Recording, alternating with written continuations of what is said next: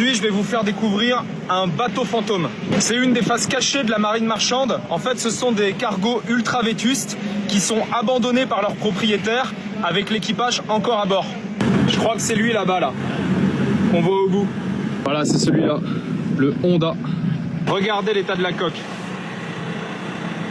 Oh là là là là là. Et à l'avant, c'est tout cabossé, là.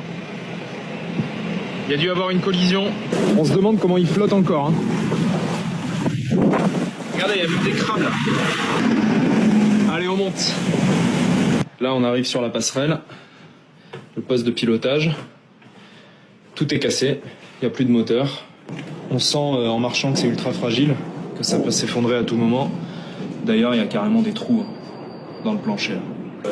Et là, il y a même de l'eau qui commence à remplir la coque.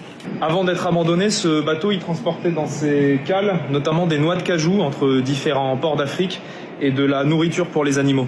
Le bateau il est ancré ici depuis le mois de février, donc ça fait presque 10 mois que l'équipage est livré à lui-même.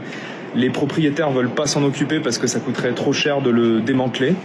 Et le port de Dakar veut pas l'accueillir parce qu'il est en trop mauvais état. Donc la situation est complètement bloquée.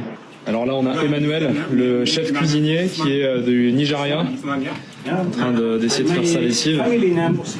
Et Hussan Hitman, le capitaine du navire qui est syrien et qui n'a pas vu sa famille depuis 18 mois.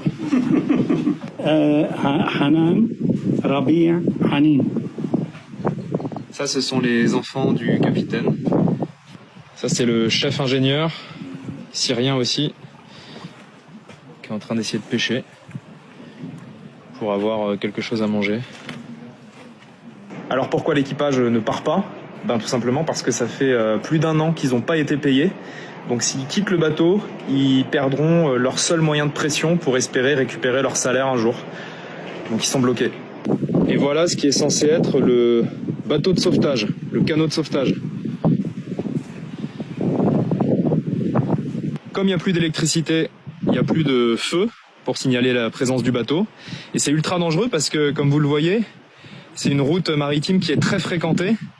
Donc la nuit, le bateau est complètement invisible et il y a des gros risques de collision.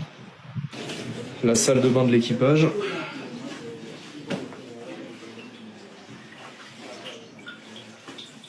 Si on peut appeler ça comme ça, quoi.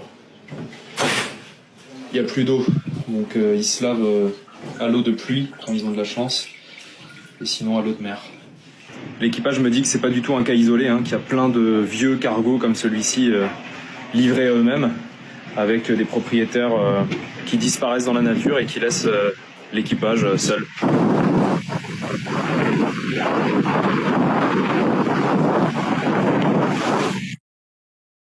Elle a été lancée. Je suis au Sénégal, au large de...